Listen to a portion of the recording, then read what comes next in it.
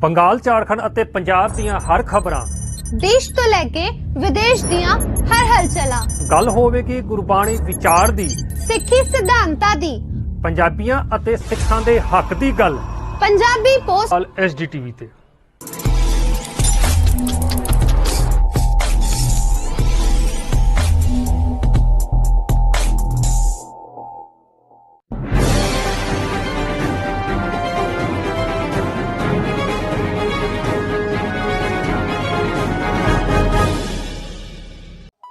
तख्त श्री हरमंदर जी पटना साहिब तो आए 10 गुरु ग्रंथ साहिब जी महाराज जी के ਸਰੂਪਾਂ ਨੂੰ ਸੈਂਟਰਲ ਗੁਰਦੁਆਰਾ ਪ੍ਰਬੰਧਕ ਕਮੇਟੀ ਅਤੇ ਸਿੱਖ ਵੈਲਫੇਅਰ ਸੁਸਾਇਟੀ ਦੇ ਨਾਲ ਇਲਾਕੇ ਦੀਆਂ ਪ੍ਰਬੰਧਕ ਗੁਰਦੁਆਰਾ ਕਮੇਟੀਆਂ ਦੇ ਸਹਿਯੋਗ ਤੇ ਸੰਗਤ ਦੇ ਸਹਿਯੋਗ ਦੇ ਨਾਲ ਨਿਰਸਾ ਗੁਰਦੁਆਰੇ ਵਿਖੇ ਰੱਖੇ ਗਏ ਸੀ ਅਤੇ ਨਿਰਸਾ ਗੁਰਦੁਆਰੇ ਤੋਂ ਬਾਅਦ ਮੰਗਲਵਾਰ ਸ਼ਾਮ ਨੂੰ 7 ਸਰੂਪ ਗੁਰੂ ਗ੍ਰੰਥ ਸਾਹਿਬ ਮਹਾਰਾਜ ਜੀ ਦੇ ਆਦਰ ਸਤਕਾਰ सम्मान ਦੇ ਨਾਲ ਗੁਰਦੁਆਰਾ ਗੋਬਿੰਦ ਨਗਰ ਆਸਨਸੋਲ ਵਿਖੇ ਰੱਖੇ ਗਏ ਨੇ ਤੇ 3 ਸਰੂਪ ਗੁਰੂ ਗ੍ਰੰਥ ਸਾਹਿਬ ਮਹਾਰਾਜ ਜੀ ਦੇ ਨਿਰਸਾ ਗੁਰਦੁਆਰਾ ਵਾਸਤੇ ਰੱਖੇ ਗਏ ਨੇ।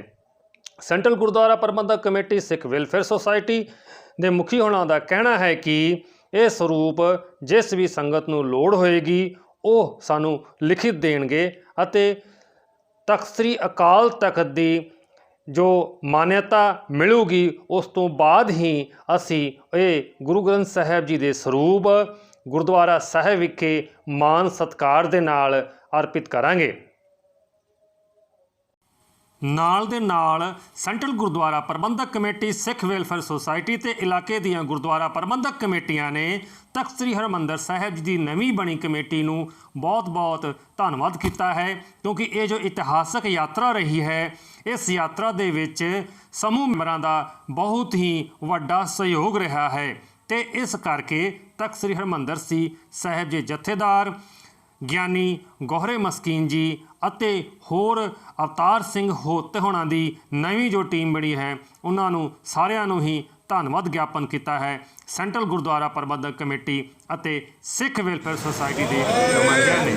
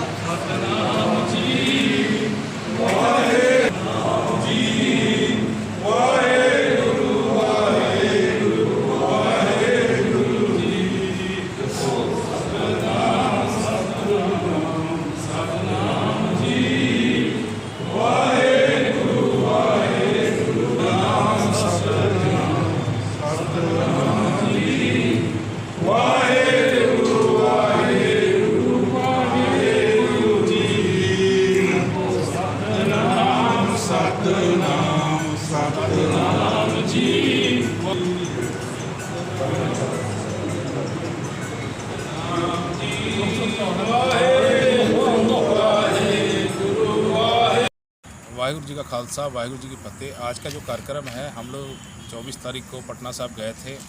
11 गुरु महाराज के स्वरूप जो वृद्ध थे वो लेके गए थे। वहाँ उन लोगों से 10 गुरु ग्रंथ साहिब जी महाराज के स्वरूप हम लोग लेके आए बाकायदा गाड़ी सजा के फूलों की और हमारे जो मर्यादा अनुसार हम लोग चौर करते हुए नगर कीर्तन करते हुए प्रभु के गुणगान करते हुए यहाँ पहुँचे हैं। और हम लोगों ने 3 स्वरूप निरसा गुरुद्वारा में रखे हैं उधर झारखंड के लिए और 7 महाराज के जो स्वरूप है वो आज यहाँ गोविंद नगर गुरुद्वारा में हम लोग यहाँ लेके आए हैं। और यहाँ से फिर हम लोग अलग अलग गुरुद्वारों में जहाँ ज़रूरत है वहाँ हम लोग सेंट्रल गुरुद्वारा प्रबंधक कमेटी और सिख वेलफेयर सोसाइटी के लोग वहाँ जाके पहुँचाएँगे। और आगे भी अगर कहीं भी कोई सेवा लगेगी, हम लोग को किसी तरह का कोई अगर गुरुद्वारा में सेवा लगेगी, हम लोग तत्पर रहेंगे। हमारे जो कमेटी के सारे जितने संगत है सब गुरुद्वारों के लिए सेवा के लिए आगे बढ़कर काम करेंगे। वाहिगुरू जी का खालसा, वाहिगुरू जी की फतेह। वाहिगुरू जी की फतेह। आज 27 जुलाई मंगलवार हम लोग 24 तरीक ਨੂੰ ਪਟਨਾ ਸਾਹਿਬ ਗਏ ਸੀ। ਸਾਰੀ ਬਰਦਵਾਨ ਤੋਂ ਲੈ ਕੇ ਧਨਬਾਦ ਤੱਕ ਦੀ ਸੰਗਤ ਨੂੰ ਲੈ ਕੇ ਹਰ ਗੁਰਦੁਆਰੇ ਦੇ ਮੁੱਖ ਸੇਵਾਦਾਰ ਸਾਡੇ ਨਾਲ ਗਏ ਸੀ। ਸੈਂਟਰਲ ਗੁਰਦੁਆਰਾ ਪ੍ਰਬੰਧਕ ਕਮੇਟੀ ਵੈਸਟ ਬੰਗਾਲ ਨਿਰਸਾ ਕੁਮਾਰ ਡੁੱਬੀ ਔਰ ਸਿੱਖ ਵੈਸਟ ਸੁਸਾਇਟੀ ਦੇ ਸਾਰੇ ਮੈਂਬਰ ਵਗੈਰਾ ਸਾਰੇ ਅਸੀਂ ਪਟਨਾ ਸਾਹਿਬ ਦੇ ਦਰਸ਼ਨ ਕਰਨ ਗਏ ਸੀ। ਸਾਨੂੰ ਅਕਾਲ ਤਖਤ ਪਟਨਾ ਸਾਹਿਬ ਦੇ ਤਖਤ ਦੇ ਜਥੇਦਾਰ ਸਰਦਾਰ ਰਣਜੀਤ ਸਿੰਘ ਜੀ ਗੋਹਰੇ ਮਸਕੀਨ ਜੀ ਦਾ ਹੁਕਮ ਹੋਇਆ ਸੀ, ਤੁਸੀਂ 24 ਤਰੀਕ ਨੂੰ ਆਓ ਦਰਸ਼ਨ ਦਿਓ ਤਾਂ ਕਿ ਕਮੇਟੀ ਨਾਲ ਬਹਿ ਕੇ ਤੁਸੀਂ ਵੀ ਹੋਰ ਵਿਚਾਰਾਂ ਬੰਗਾਲ ਦੀ ਸੰਗਤ ਵਾਸਤੇ ਕੀ ਕਰ ਸਕਦੇ ਆ ਅਸੀਂ। तो गुरमत लहर ऑर्गेनाइजेशन साढ़े सारे बरदवान के महेंद्र सिंह सरूजा, दुर्गापुर के जगदीश सिंह, बलबीर सिंह, अंडाल तो अजीत सिंह, हरदेव सिंह, रानीगंज तो हरजीत सिंह बग्गा साहब, रणवीर सिंह छावड़ा, इतने लखबीर सिंह जी, राम सिंह जी, सोहन सिंह जी, गुरमत लहर वाले निरसा तो मनजीत सिंह जी भंगू, मनजीत सिंह जी झिंजर जी, सारे साढ़े जिन्ने इलाके के प्रबंधक कमेटी सब साढ़े नाल गए सी।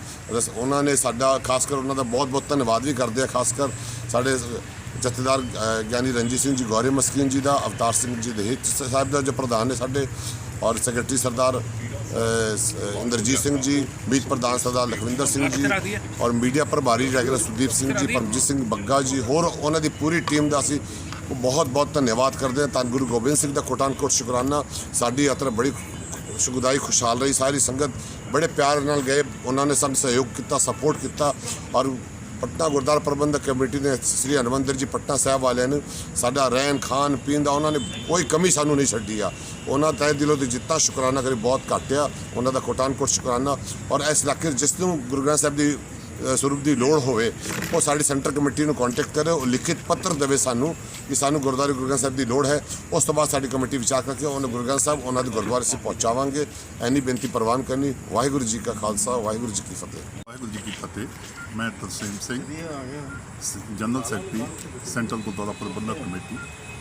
आप मीडिया के माध्यम से सब तो पहला मैं आप जी का धन्यवाद करते हुए सेंट्रल गुरुद्वारा प्रबंधक कमेटी दे इस इलाके की संगत, इस इलाके दी सारिया प्रबंधक कमेटियां नूं नाल लैके करीब 150 के करीब संख्या पटना साहब गई सी।